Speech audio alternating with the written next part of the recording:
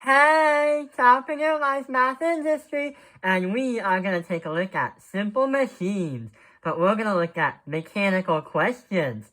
So what we're going to be doing is trying to solve an equation, but also try to do a word problem. In the last video, we have been taking a look on machines.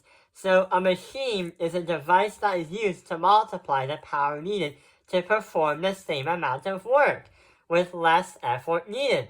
The machine or machines are supposed to alleviate the amount of effort needed to complete a task. And the word problem is right over here. If a robot needs to push up a 3,500 Newton crate up a 5-meter ramp, and the height of the ramp is 0.5 meters high, what is the IMA of the ramp? If the robot exerts 450 newtons of force to drag the crate up the ramp, what is the AMA and the EFF? Hang on, what is an IMA? What is an AMA? And what is an EFF? Well, when we talk about some kind of machine that is working, or when machines do some kind of work, there is one thing that is supposed to happen to complete that work. What's supposed to happen is right over here. So we have the force M, then we have the change in D. So the force that's put in, and the change of the distances in, is equal to the force that's outputted to the change of the distance output. Just like a function in mathematics, what you put in, you put out. Or just like your soccer or football coach says, the work you put into it will result into the work you put out of it. Whatever you put inside, the result comes out. How much effort the robot or how much effort the machine does, an outcome will be successful or the outcome will fail, which we don't want it to fail. So when the word problem talks about the IMA, when it said, what is the IMA of the ramp?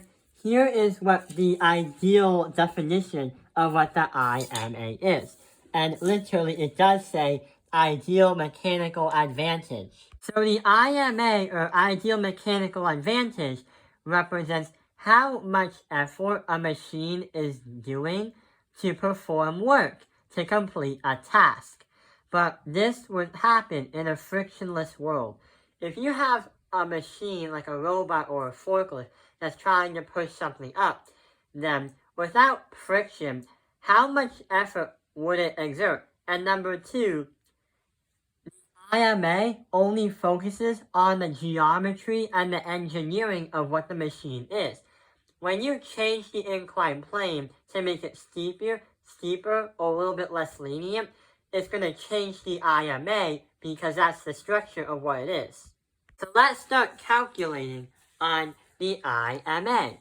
So the formula for IMA is the distance in, divide that by the distance out.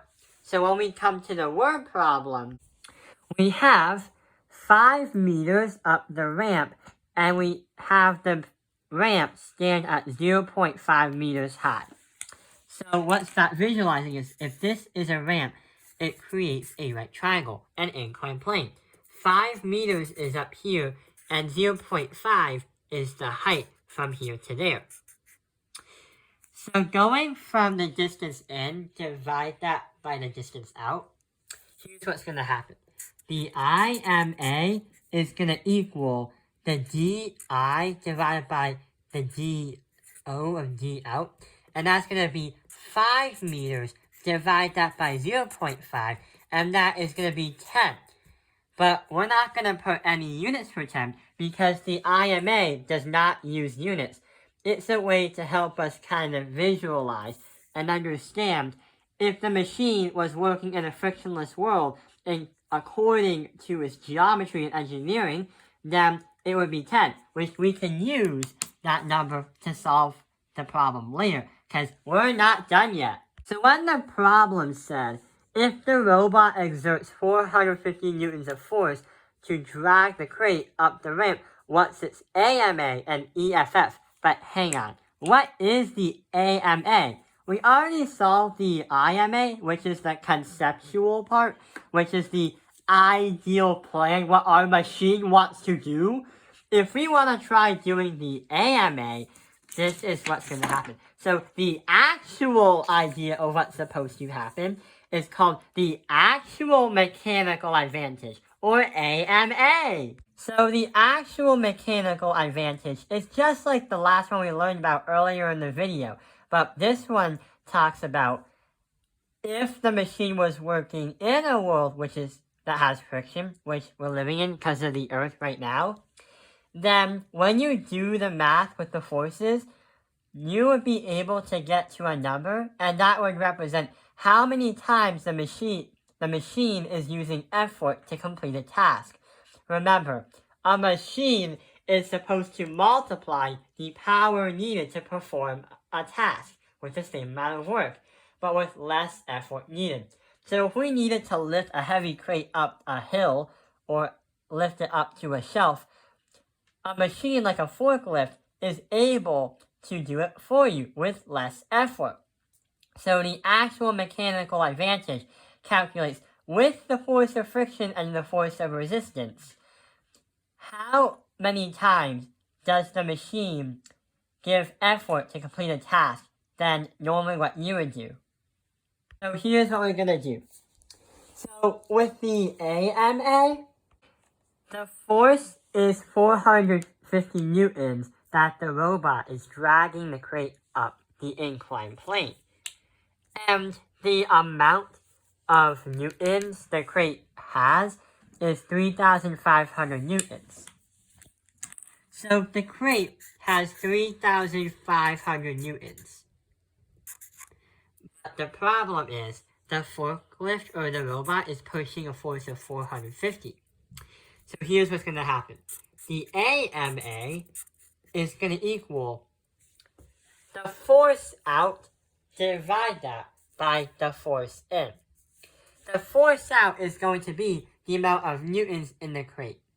So F of out divided by F of in, or F of effort, which is 3,500 newtons. Divide that by 450. And that is going to bring us to 7.8.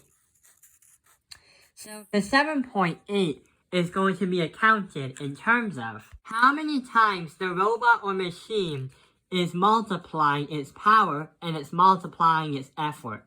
When you have more effort, there's less effort needed. Like if you A, want to climb up a mountain with a backpack, or B, use a pulley with a backpack. I would prefer B because even though it uses less effort, it would multiply its power. So 7.8 represents how much power is multiplied to effort the machine has. We're not done yet. We still have EFF. And when it comes to EFF, it's not the mechanical stuff. It's not AMA, it's not IMA. Instead, it represents the efficiency. So you probably heard about this word when it comes to engineering, or when it comes to like making things, or even how to solve like a math or physics problem. So efficiency talks about if you have this much work, is there a way or a definition or a solution to make that work a little bit easier to do? When you're efficient, that means you can do things a lot faster, a lot more better, and a lot more productive, which helps the economy outside this house grow into a superpower, like China, the USA, England, France, Germany. They're all superpowers because they found a way to make their economies efficient. So when it comes to efficiency with a machine, there should be a way to make the machine not work or not put in more effort. The machine would work better if it had less effort put to do the same work to complete the task. You don't want a black smoking machine struggling. You want a nice healthy one that can do the work and is reliable for you. So the efficiency is the actual mechanical advantage, divide that by the idea mechanical advantage. Multiply by 100. So if we do the math over here, wait, we have the math right here. So we have the AMA divided by the IMA. So the EFF equals AMA.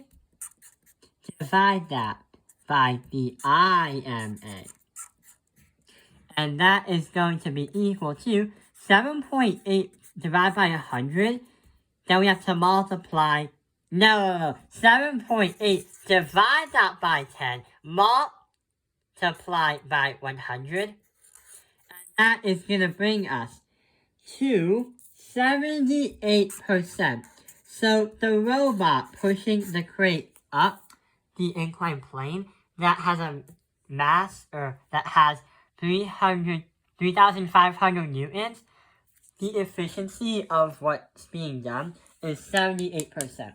But hang on, if a machine is less than 100%, why can't it be 100%? Well, since we're in a world full of friction, and the law of conservation saying that you can't make or destroy energy, you can only use it and transfer it. When a machine does work or effort to perform work, then that is using energy, which means you will never ever get a machine that's 100% more efficient, which is very, very impossible. It kind of breaks the laws of physics if we actually built one. So that completes the video. So we've learned about what's supposed to happen when we're working with machines, what the idea mechanical advantage is, what the actual mechanical advantage is, and last but not least, the efficiency. I hope this video has helped you understand simple machines, but we did a word problem and mechanical equations. Thank you for watching Taoping Airlines Math Industry. Like and subscribe.